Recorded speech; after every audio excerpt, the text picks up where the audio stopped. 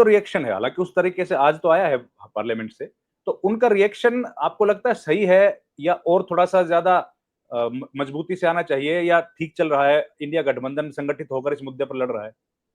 देखिए, हमारे देश के अगर राजनीतिक दल जो विपक्ष में हैं या किसी भी स्वरूप में हैं, अगर वही ज़िम्मेदार होते तो ये देश की दशा क्यों होती? इसलिए मैं उन पर बिना टिप्पणी किए इस बात को उनके हाल पे छोड़ देता हूँ, कि जनता ही इसको तय करेगी। क्योंकि मैं ये समझता हूँ कि ये राजनैतिक गैर ज़िम्मेदारी ही है, जिसने हमें इस जगह पहुँचाया है। बिल्कुल ठीक बात है सर। लेकिन अब यहाँ से फिर रास्ता क्या? सब सवाल तो यही पूछ रहे हैं कि भई हम लोगों की जो डेमोक्रेसी है, देखिए, उसका आगे का क्या भविष्य? जो प्रभावित है उसी को रास्ता निकालना होगा। प्रभावित हम और आप हैं। प्रभावित ये देश है, इस देश के लोग हैं। लोकतंत्र मिट जाएगा तो वो मिट जाएंगे, वो तानाशाही के शिकार होंगे और तरह तरह के जुल्म के अभी हो ही रहे हैं, उनकी जबान खींच ली जाएगी, वो गुलामी में चले जाएंगे, एक दूसरी तरह की गुलामी झेल रहे होंगे। तो वही सोचेंगे और सोच रहे हैं, ऐसा नहीं है। हमारे आपके कहने से 14.5 करोड़ लोग थोड़ी देख रहे हैं। लोगों के मन में अगर कुछ विचार तो 14.5 आ रहे हैं। करोड़ लोग उसको देखने आए हैं तो वो चिंता है। 14.5 करोड़, क्योंकि हमारा एक समाज का एक बहुत बड़ा हिस्सा तो रोजी रोटी में इस तरह से परेशान रहता है कि वो सामाजिक सवालों पर, राजनीतिक सवालों पर, आर्थिक सवालों पर न वो इक्विप्ड हो पाया है, न हमने उसे इक्विप्ड होने दिया है। एक बहुत बड़े समाज को तो हमने लगभग स्लेवरी में रख रखा है। इसलिए उन पर गुनाह आयद करने का कोई मतलब नहीं है कि वो ऐसा नहीं कर रहा है, वो क्यों नहीं आ रहा है। अरे उसे तो हमने मनुष्य ही नहीं होने दिया।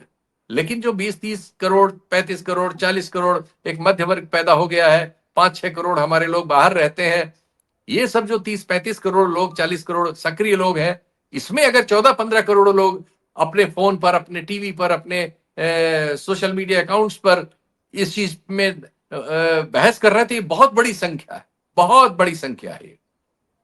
और इतनी बड़ी संख्याएं बहुत असर डालती हैं, असर डालेगी। मुझे इसमें अफर्मेटिव मैं हूं। तो बिहार चुनाव पर इसका असर सीधे तौर पर तो वही पड़ेगा सर, पहला इलेक्शन वही है अब जो आने वाला है। अब चुनाव की बात कैसे कर सकते हैं आप? पता नहीं बिहार चुनाव में क्या मैनेजमेंट हुआ है। ये तो एक चुनाव की एक स्टडी हुई है, इस स्टडी में 6 महीने लगे हैं। एक राष्ट्रीय पार्टी की एक बड़ी टीम को लगना पड़ा है। हमें और तुम्हें क्या मालूम कि बिहार का चुनाव में क्या क्या बेईमानियों के तौर तरीके रखे गए। वो तो जब घटेगा तब उसकी जांच करेंगे, या जांच होगी भी या नहीं होगी, देखेंगे अभी क्या होगा। तो अभी तो सवाल यह है कि इस देश में क्या चुनाव का कोई मतलब रह गया जब तक ये सवाल इसी तरह से है जैसे कल से आए हमारे सामने? क्या हम इस चुनाव आयोग के इस गठन को स्वीकार कर सकते हैं जिसको प्रधानमंत्री और गृह मंत्री ने चुना है? इस प्रणाली पर ही, इस कानून पर बात होनी चाहिए ना।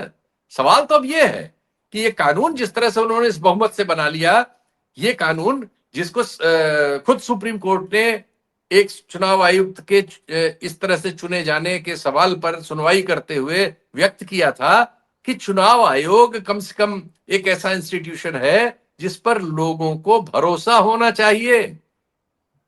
वो घोषित भरोसा नहीं है, स्वीकृत भरोसा है, जिसे लोगों ने स्वीकार किया हो, विश्वास हो जिस पर। क्या इस चुनाव आयोग पर विश्वास है? अब सवाल यह है। तो क्या किसी सच्चे देशभक्त को, जो सच्चा सच्चा देशभक्त है, उसको इस मामले पर सुओ मोटो एक्शन लेना चाहिए सर? अब वो सच्चा देशभक्त जिस पर आप इशारा कर रहे हैं, उनके सुओ मोटो तो आप देखते हैं कि वो कुछ हजार दृश्य दिखाने वाले एक पत्रकार चंडीगढ़ के ऊपर हो जाता है, और इतने बड़े मुद्दे पर होने को तो जाने क्या क्या कब कब होना चाहिए था। होने को तो ये मामला उनके पास पड़ा हुआ है। पड़ा हुआ चुनाव आयोग के लिए जो कानून बनाई अंडर चैलेंज है। लेकिन हम इस पर भी नहीं जाते। अब किसी संस्था पर विश्वास, ये विश्वास सिर्फ चुनाव आयोग तक सीमित नहीं है।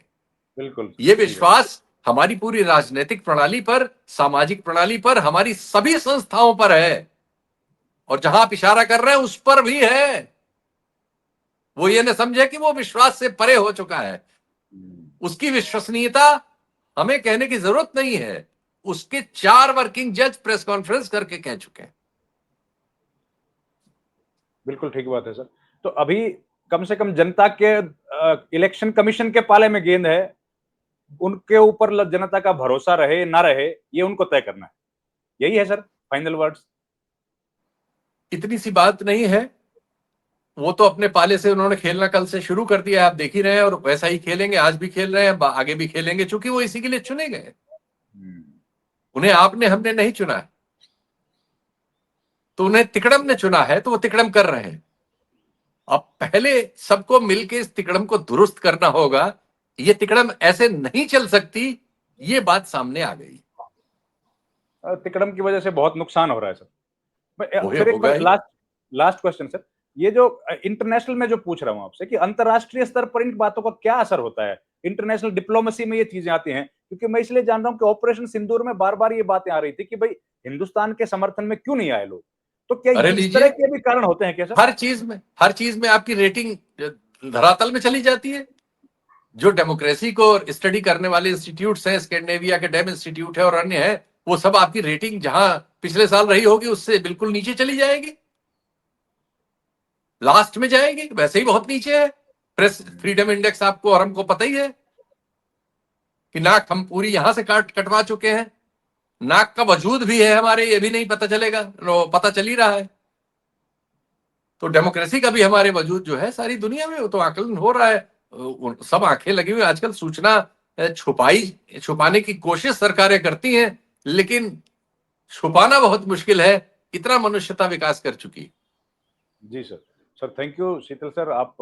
मैं दर्शकों को बता दूं कि शीतल सर का स्वास्थ्य खराब है, उसके बावजूद भी उन्होंने, क्योंकि मुद्दा बहुत महत्वपूर्ण था और इस मुद्दे पर बात करने के लिए देश में बहुत ज्यादा लोग नहीं हैं, इसलिए शीतल सर स्वास्थ्य खराब होने के बावजूद भी हमारे साथ जुड़े और ये महत्वपूर्ण बातें हमारे साथ उन्होंने साझी की। सर आप जल्द से जल्द ठीक हो, स्वस्थ हो, हमारी ऐसी कामना है। और आपने समय दिया सर, आपका बहुत बहुत धन्यवाद sir. Thank you so much. कोई बात, नमस्कार।